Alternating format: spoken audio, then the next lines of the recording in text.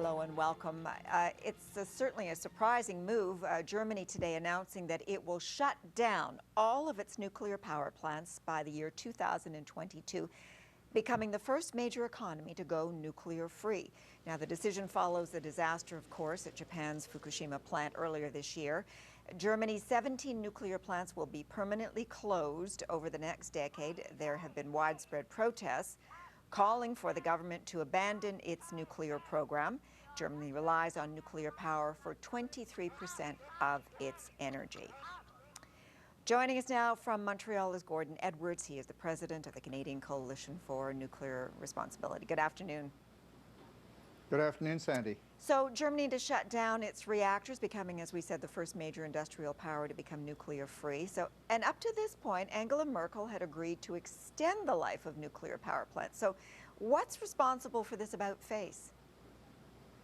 Well, there's a combination of factors. First of all, the Green Party has won a number of elections recently, regional elections, and also the Fukushima disaster. Even before Fukushima, there were 50,000 people demonstrating in Germany last year outside Angela Merkel's office when she did announce that stretch out of the phase out. But it's important for people to realize that this is not so much as of a U-turn on the part of the German government as a back on course, a resetting of the direction, back on course, because there is a law saying that nuclear plants should be phased out by 2022. So they've actually returned to that schedule, but they've accelerated it because after Fukushima, they shut down permanently 7 of the reactors that were operating at that time, and those are not going to be restarted. So they have another 10 that they're going to be phasing out over the next 11 years. All right, so let's talk about how they can do this. How realistic is this 10-year goal? Well, it's going to be tough, but they've already demonstrated a significant amount of alternative energy counterparts. Over the 10-year period when they first announced the phase-out, they installed 30,000 megawatts of wind power capacity. Now, 30,000 megawatts is more than the entire Canadian nuclear industry, for example. So that's a significant amount of power.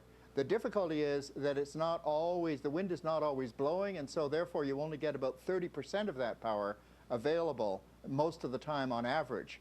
They also have installed a lot of photovoltaic, solar photovoltaic power. So Germany is well on its way towards a renewable future.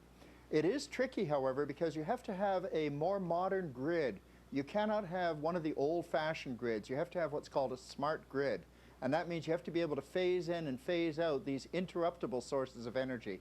But Germany's already done that to a certain degree, and they've shown that they are able to cope with that interruptibility of the power supply. So there's no concern at this point that this could jeopardize Germany's energy supply? There is a concern that they already rely for a great deal on coal power, which is very polluting, and there is a concern on the part of the neighbors that they're going to either switch to more coal to make up the slack if they can't do it with renewables, or to start importing nuclear energy from some of the neighboring states. So that is a legitimate concern. However, the progress that Germany has made in this direction has been truly astounding up to the present time. I think the most important thing to realize here is that Germany's not alone. The Swiss Senate has voted to phase out nuclear power in Switzerland. It's not law yet because it has to go through the parliament. Right. The Japanese government has announced that they're going to turn away from nuclear and towards renewables. So this is the beginning of a worldwide reconsideration of the role of nuclear. So Canada has to be watching this closely, one would think. I would hope so. And one of the difficulties here in Canada is that our elected representatives at both the provincial and the federal level have largely left the nuclear industry to advise them, and they just follow the advice of the industry. I think that what we need here in Canada is for our elected representatives to realize that they have to take control of the larger policy question. Do we want to continue expanding nuclear power in this country, or do we want to phase it out?